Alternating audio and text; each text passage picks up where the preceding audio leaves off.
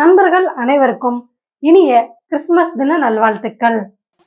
Hello hi friends, Christmas special plum cake வீட்லேயே alcohol பயன்படுத்தி பாரம்பரிய முறையில் ரம் வச்சு பண்ண போகிறோம்.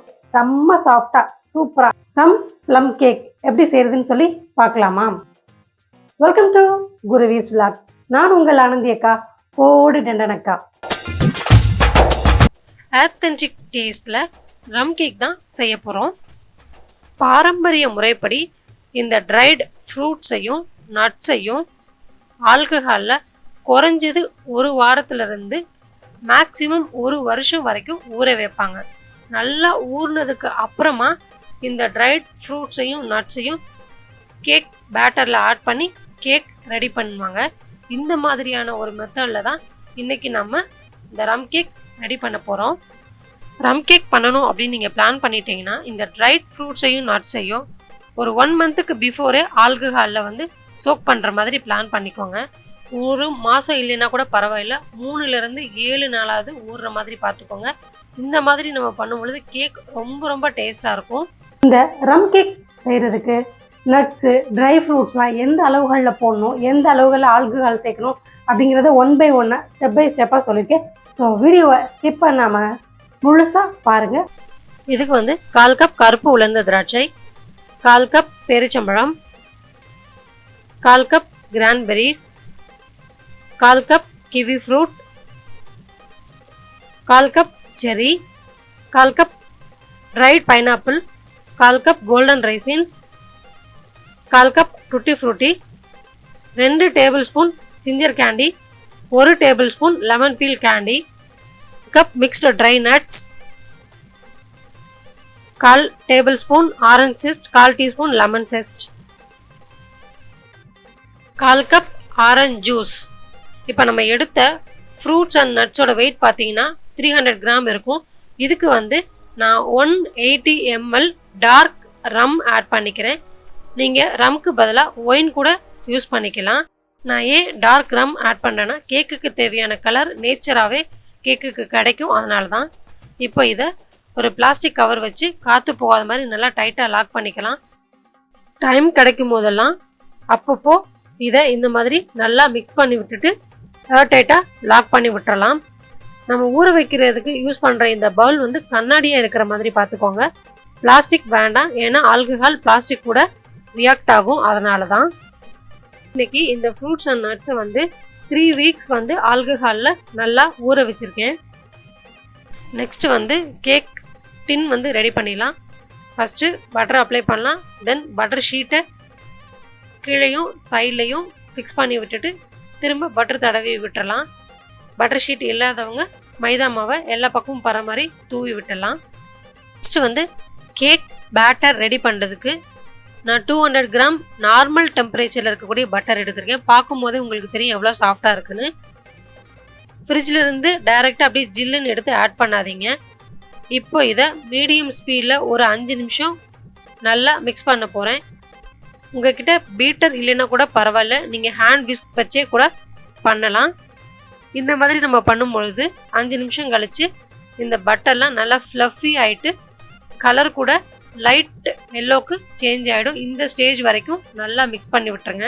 நெக்ஸ்ட் நான் 1/2 கப் ப்ரௌன் சுகர் ஆட் பண்ண போகிறேன். இதை 3 பேட்சாக கொஞ்சம் கொஞ்சமாக ஆட் பண்ணணும், ஒரே நேரத்தில் மொத்தமாக ஆட் பண்ண வேண்டாம். ஒருவேளை உங்களுக்கு ப்ரௌன் சுகர் ஆட் பண்ண விருப்பம் இல்லை, நீங்கள் ஒயிட் சுகர் ஆட் பண்ண போகிறோம் அப்படின்னா நீங்கள் கேரமல் சிரப் ஆட் பண்ணணும். ஸோ இந்த கேக்குக்கான கலர் அந்த கேரமல் சிரப்பில் தான் கிடைக்கும். ப்ரௌன் சுகர்னால ப்ரௌன் சுகர் ஆல்ரெடி ப்ரௌன் கலரில் இருக்கிறதுனால நான் கேரமல் சிரப் இதில் ஆட் பண்ணலை. ஸோ இந்த பட்டரும் இந்த ப்ரௌன் சுகரும் நல்லா மிக்ஸ் ஆகணும். இந்த ஸ்டேஜ் வர வரைக்கும் நல்லா மிக்ஸ் பண்ணி விட்டுடுங்க. இப்போது நார்மல் டெம்பரேச்சரில் உள்ள எக்கு ஒன்று ஒன்றா ஆட் பண்ணலாம். இன்றைக்கி நான் 4 எக்கு ஆட் பண்ணணும்னு சொல்லியிருக்கேன். 1 by 1 இந்த மாதிரி நல்லா மிக்ஸ் ஆக 1 by 1 நம்ம ஆட் பண்ணி நல்லா மிக்ஸ் பண்ணி விட்டணும். நம்ம கேக் ஃப்ளஃபியாக சாஃப்டாக கிடைக்கணும் அப்படின்னா இந்த பட்டர் சுகர் இந்த எக்கு இந்த 3 எவ்வளோக்கு எவ்வளோ நல்லா மிக்ஸ் ஆகுதோ அதுக்கேற்ற மாதிரி தான் நம்மளுக்கு கேக் ரொம்ப சாஃப்டாக கிடைக்கும். முடிஞ்ச அளவுக்கு எவ்வளோக்கு எவ்வளோ நல்லா மிக்ஸ் பண்ண முடியுமோ அதே மாதிரி மிக்ஸ் பண்ணுங்கள். மிக்ஸ் பண்ணுறத ஒரே சைடில் ரொட்டேட் பண்ணி மிக்ஸ் பண்ணுங்கள். இந்த சைடு ஒரு தடவை, அந்த சைடு ஒரு தடவை, அந்த மாதிரி பண்ண வேண்டாம். ஏதோ ஒரு சைடு கரெக்டாக மிக்ஸ் பண்ணி பண்ணும் பொழுது நம்மளுக்கு கேக் வந்து ரொம்ப நல்லா வரும். இப்போ நம்ம ஆட் பண்ண எக்கு, சுகர் எல்லாமே நல்லா மிக்ஸ் ஆகிடுச்சு. இந்த ஸ்டேஜில் நம்ம வந்து ட்ரை இன்க்ரீடியன்ட் வந்து ஆட் பண்ண ஸ்டார்ட் பண்ணலாம். ஃபஸ்ட்டு வந்து ஒரு ஃபில்டரில் நம்ம எடுத்து வச்சுருந்த மைதா மாவில் ஹாஃப் குவான்டிட்டி மட்டும் ஆட் பண்ணலாம். எப்போயுமே நம்ம ஆட் பண்ண ட்ரை இன்க்ரீடியன்ட் ஃபில்டர் பண்ணியே ஆட் பண்ணுங்கள். இப்போ இதையும் நல்லா மிக்ஸ் பண்ணி விட்டுருங்க. கிளாக் வைஸ் மாதிரி ஒரே சைடாக நம்ம ரொட்டேட் பண்ணால் நம்மளுக்கு வந்து நல்லது. வந்து நம்ம ஊற வச்சு எடுத்து வச்சுருந்தோம் இல்லையா, அந்த ட்ரை ஃப்ரூட்ஸ் எல்லாம் இதில் வந்து ஆட் பண்ணி விட்டலாம். நம்ம இந்த dry fruits and nuts add பண்ணும்போது 1/4 கப் நட்ஸ் மட்டும்தான் ஆட் பண்ணியிருந்தேன். இப்போ வந்து பேலன்ஸ் ஒரு 1/2 கப் மிக்ஸ்டு நட்ஸ் நான் ஆட் பண்ணிக்கிறேன்.